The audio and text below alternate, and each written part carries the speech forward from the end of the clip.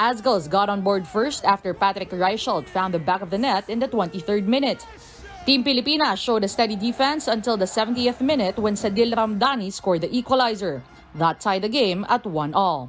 The Azkals had the opportunity to retake the lead in the 86th and 89th minutes but failed to convert. And with that, the game ended in a draw, 1-1. Team captain and goalie Neil Etheridge claimed the blame for the loss. I think it hurts everyone in that dressing room. It does hurt everyone in that dressing room. It means so much to represent the Philippines, to represent at this level. We had a lot of chances. We should have converted our chances. I thought we fought well, we defended for our lives. I think I'd have to obviously watch the game back, but let's be honest, I think Indonesia walk away very happy with a point today. As of now, the Philippines is third in Group F with a 0-1-1 win-draw-loss record. They have the same record as Indonesia but remained ahead due to lesser goal difference. Azkal players are set to return to their respective club teams before the next window of the qualifiers. I hope the players don't get too loose over this period, because we need to be in a better physical state. Everybody must look in the mirror. The Azkals will see action again in March 2024 where they will play current top seed Iraq. Tim Cone says he's willing to be Gilas Pilipinas' permanent coach. But a lot of factors will have to fall into place for that to happen. The four-time PBA Coach of the Year believes the question of handling national team duties is not easily answerable by yes or no. Cone thinks that a lot has to happen in terms of planning among the PBA, Samahang Basketball ng Pilipinas, and other stakeholders. He did not give specifics. Cone took over coaching duties from Coach Chot Reyes for the Asian Games, where the country brought home the gold after 6 decades. Gilas will next see action in February next year for the first window of the FIBA Asia Cup qualifiers. PBA Commissioner's Cup action returns later this afternoon with a doubleheader at the Smart Araneta Coliseum. First to play are the Terra Firma Jeep and TNT Tropang Giga. The Jeep are looking to extend their winning streak to 3 while the Tropang Giga ay win number 2. That's at 4 p.m. In the other game, the Northport Batampierre will face off with the NLEX Road Warriors. Both teams are coming off losses in their previous games. That game will begin at 8 p.m. We're taking a timeout. The game on One News Now will return after a quick break. Stay tuned.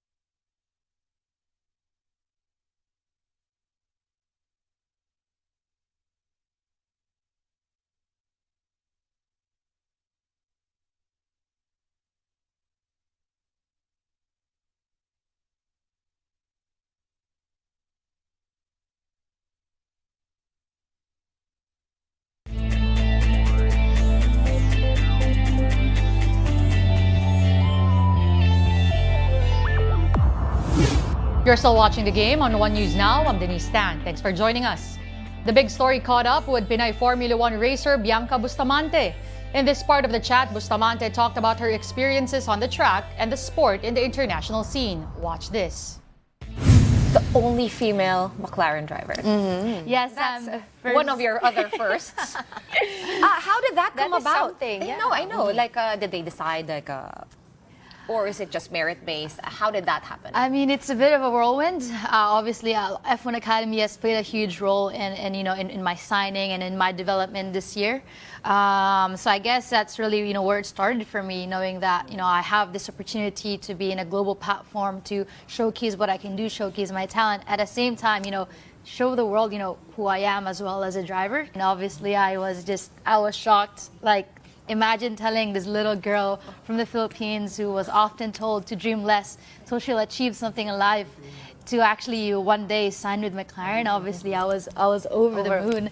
Before McLaren, there was the F1 Academy. F1 Academy. Yes. We understand that, a simple Google, Bianca Bustamante, will tell you, Yes. will tell everyone that you started karting at age 3. By age 8, you had won everything, and you were probably a little bit bored. Correct me if I'm wrong. No? And how did you not make at the all. jump and end up in the F1 Academy? Oh, I mean, it's a big jump. And I think, one of the reasons why it's so hard is because the lack of opportunities it is for Southeast Asian drivers. Because, motorsport is not for the mass. It's not a household sport yet. So often, we're not given enough support or enough insights. And it's so expensive. Exactly. It's very expensive. It's probably one of the most expensive sport in the world. You need a car, you need a team, you need a track. And so it was always so difficult to be Filipino in this sport. And, often I would feel as a disadvantage. Pero at the same time, I've used every tool I have, such as, social media, endorsements, sponsorships, and kind of also learning about, the business side of racing. It was quite tough, but unfortunately for someone that, came from a very middle-class family, I mean, my dad was working 3 jobs as a construction worker overseas. I know what it feels like to just be, knocking doors on people, asking for help, asking for money, asking for support. So I've used every tool I can to make it in racing, and I guess it also breaks barriers and that stereotype that motorsport is for the rich. F1 Academy is being supported by F1 themselves, and the fact that they're one of the linking bridge for me to sign with McLaren, and be part of their junior development team. It means everything. I think whenever I race, I don't often just race for myself. I think there's always an end goal to it all. And the fact that I'm here now, it's not just my own merit, it's about opening doors for everyone else that will come, in the future, opening doors for the next generation. I think that's what it really is, to be the first ever female driver in the McLaren development program. It's opening doors for young girls and boys that will come in the future that might be, from an underdeveloped country or for someone that isn't so wealthy. 18 years old, you have accomplished so much already. What's next for Bianca come 2024? I mean, it's funny to think of it that way because, it really is only just the beginning. Being 18, I kind of still have this whole life ahead of me. But, every day I'm doing my best to make it better than the day before, to better myself 1%. And, I want to make it to Formula One. That's my end goal. And I know that all these hard works will eventually lead me there as long as, I make the right decisions and I stay truthful to myself, I guess, and to not lose my path. Aya Laure could not be denied while the Choco Mucho Flying Titans continue to soar in the PVL All-Filipino Conference. Here's what happened.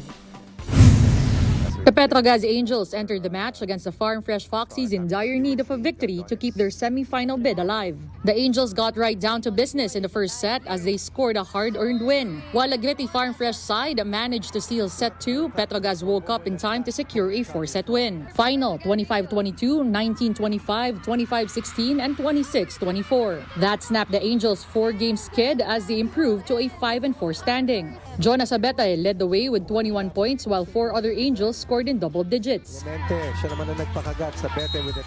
The second game between the Signal HD Spikers and Cheritigo Crossovers meanwhile went the distance. Signal carried a 2-1 set lead and had a chance to close out the Crossovers in 4 sets. Bumuka, this is their chance here. Signal carried a 2-1 set lead and had a chance to close out the Crossovers in the 4th set. But Ea Laure and the rest of the Cheritigo prevented that from happening and forced a decider. With Signal leading 14-13 in the final set, Laure scored 2 of the last 3 points to secure the dub. Final 17-25, 25-19, 21-25, 25-22, and 16-14.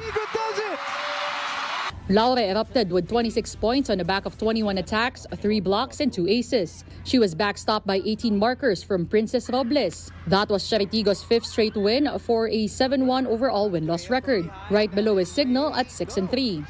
And in the last game, there's no stopping the Choco Mucho Flying Titans as they dealt the F2 Logistics Cargo Movers a 4-set beating. After losing the first set, the Titans slapped F2 with a big-time payback, enabling them to take the next 3 frames. Final 19-25, 25-8, 25-17, and 25-19.